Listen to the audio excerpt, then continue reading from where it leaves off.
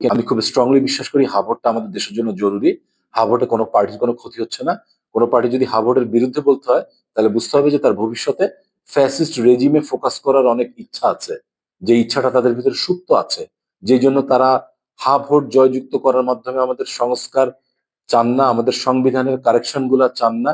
একই সাথে ওনাদের পাওয়ার ব্যালেন্সে চেক অ্যান্ড ব্যালেন্স আনতে চান না। কারণ ওই হাবর সংশোধিত হইলেই কিন্তু রাষ্ট্রপতি একটা ভালো জায়গা পাবে ক্ষমতাকে লাগাম টেনে ধরার।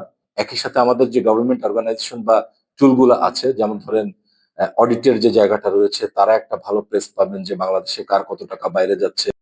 নাগরিকের কাছে রাষ্ট্রের মালিকানাটা একটু বেটার করে। একটা রাজনৈতিক দল সে যদি বলে যে আপনি না ভোট দেন, আপনি তার কাছে জিজ্ঞেস করেন আপনি এই চারটার মধ্যে কোন জায়গাটাতে ফেস করছেন যে না ভোট দেওয়া উচিত, এই জন্য বাংলাদেশের ভবিষ্যতে কি উপকার হবে।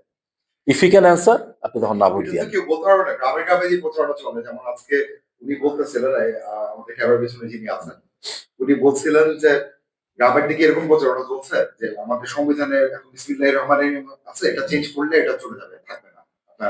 এইগুলো হচ্ছে ওই যে ন্যারেটিভ প্রোপাগান্ডা, মানুষকে মিথ্যা কথা বলে যায়। ধরেন সংবিধানে বিসমিল্লাহির রহমানির রহিম আছেন, তো আমার ধারণা এই ধরনের কোনো চেঞ্জ হবে না। এরকম নাই। কিন্তু যদি চেঞ্জ হয়ও, তাতে বাংলাদেশের একটা মানুষের জীবনে কতটুকু চেঞ্জ আসবে। এই ধর্মের যে জায়গাগুলো, এই জায়গাগুলো বাংলাদেশের মানুষকে বলে বলে ওনাদের পেটের খিদাটা ভুলে রাখা হয়। উনি সরকারকে ট্যাক্স দেওয়ার পরে ওই ট্যাক্সের টাকায় উনি চিকিৎসা কেন্দ্রে চিকিৎসা পাবেন না, ওনার ছেলে মেয়ের পড়াশোনা হবে না। উনি যখন পুলিশের কাছে হেল্প চাইতে যাবেন, তখন সিস্টেমকে ওনার ঘুষ দেওয়া লাগবে এই বিসমিল্লাহির রহমানির রহিমের কথা বলে।